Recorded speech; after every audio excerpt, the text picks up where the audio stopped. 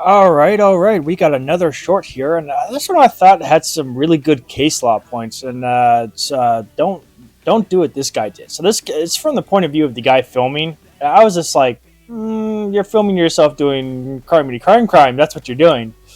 You're providing more evidence at this point. Filming doesn't always mean you're in the right, and sometimes it can be used. Your own footage can, in fact, be used to incriminate you. Don't do that. It's a bad move. The less evidence on yourself is the better.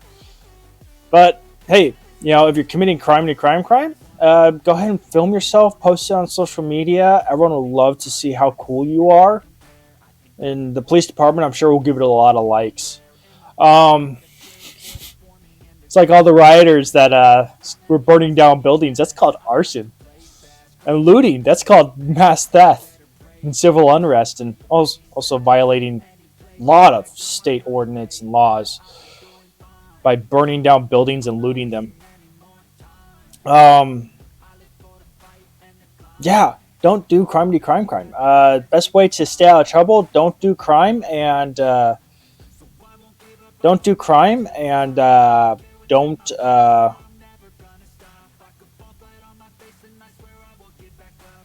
Don't do crime, and if you do crime, make sure to film it, post it on social media so everyone can see how cool you are.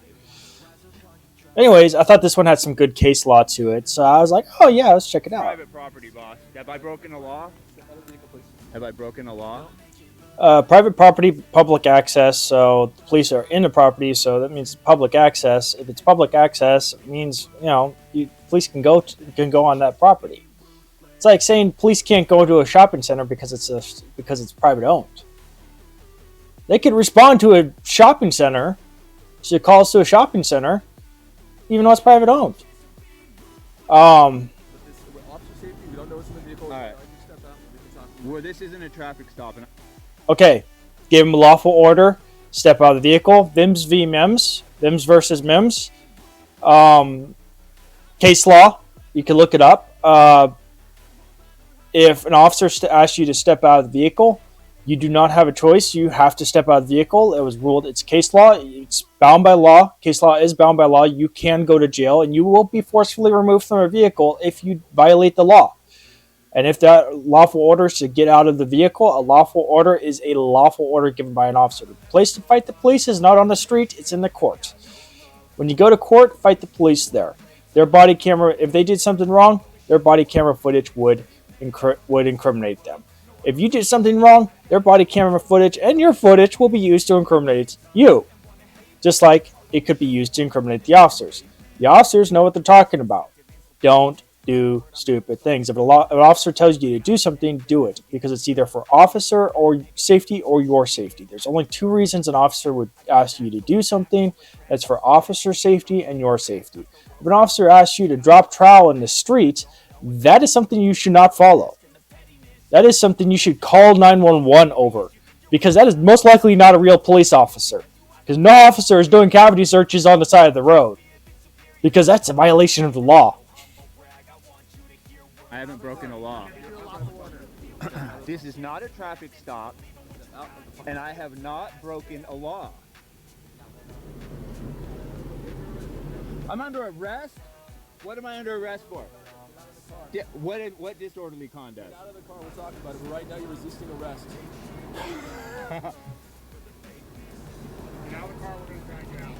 We're going to break your window, drag you out. For what conduct did I do that was disorderly? You witnessed disorderly conduct? You witnessed disorderly conduct? Wait, you witnessed disorderly conduct to arrest me? What he's doing right now is disorderly conduct. Fighting the police and barricading himself in his vehicle is disorderly conduct. Do not do that. That's a bad move. What? I'm on private property, boss. Have I broken a law? Oh, just restart it. Oops. Have I broken a law? Was that the end? Alright. Well, this isn't a traffic stop. And it looks like he rolled up on the police, too. They're probably just trying to secure a scene right now, and they're wondering, why the hell did this guy just roll up on us? That's not normal to roll up and park right up on police.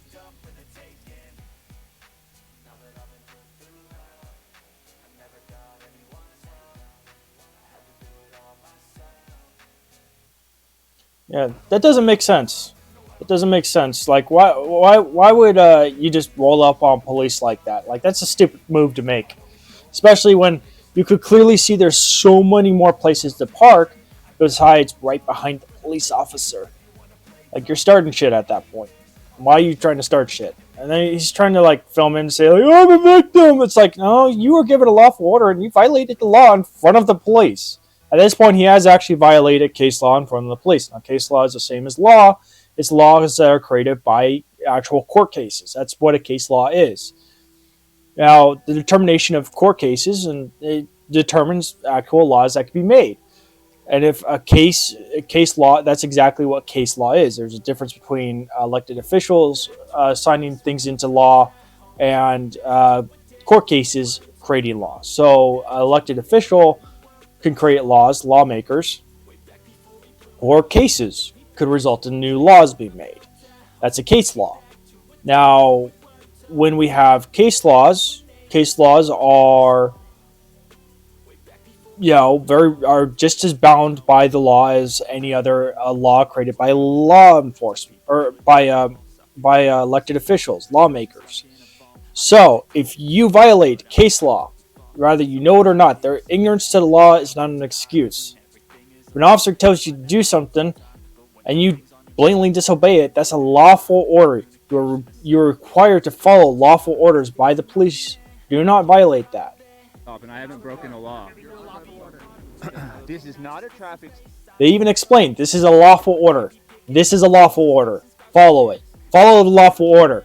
Step out of the vehicle. They'd search the vehicle because you did something suspicious behavior, and you're refusing to get out of the vehicle. That is an indicator that there's something in the vehicle you don't want the officers to find.